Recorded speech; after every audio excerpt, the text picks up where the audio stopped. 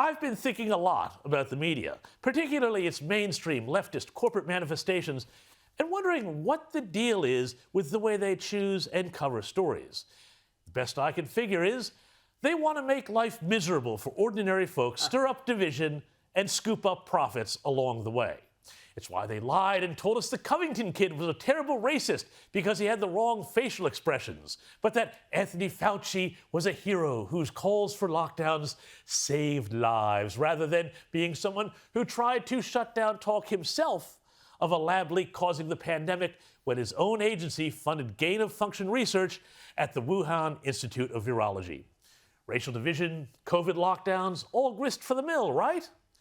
Now, let's fast forward to March 2022, and rather than lockdowns, large segments of the media seem to be calling for World War III, which could be touched off if they get their wish for a no-fly zone over Ukraine, and the prospect of which, frankly, makes 2 weeks to flatten the curve seem a bit tame.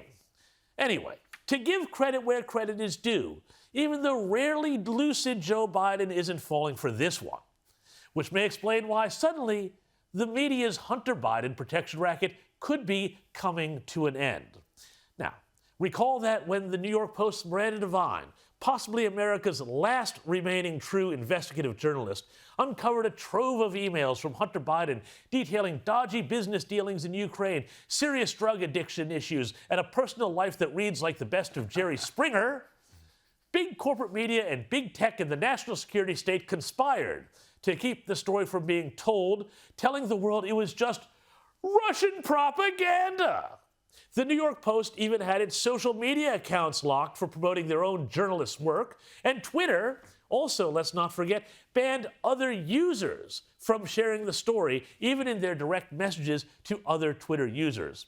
All very Chinese social credit system, that. The line that the emails were a Russian hoax was too tempting to give up. CNN's Brian Stelter, among many, cheerled the conspiracy. CNN reported on Friday that U.S. authorities are seeing if those emails we just talked about are connected to an ongoing Russian disinformation effort. Russia, and Joe Biden himself said the same thing in a debate with Donald Trump before going on to receive 81 million votes in the November 2020 election. There are 50 former national intelligence folks who said that what he's accusing me of is a Russian plan. They have said that this has all the five former heads of the CIA, both parties, say what he's saying is a bunch of garbage. Nobody believes except the... Yeah, Russia, Russia, Russia. Anyway, a year or so later, the New York Times has gone and admitted what everybody else knew. The Hunter Biden emails were real. Senior Times reporter Maggie Haberman, in an act of gaslighting so spectacular it would make the Australian Labor Party blush, tweeted, quote, a deep dive into the Hunter Biden investigation, including that the emails released in late 2020 and characterized as possible Russian disinformation by some were authentic. Oh, now you tell us? Looking back, it seems like a pretty big effort by people who had a big stake in knocking Trump out of office to stop any bad news about the Bidens getting out into the hands of that pesky creature known as the American voter. At the very least, this was an incredible dereliction of duty by the media, which now wants us to act like this was no big deal, just like they're trying to rewrite the history of the COVID pandemic and told us that the George Floyd Black Lives Matter riots were mostly peaceful as they stood in front of whole cities on fire.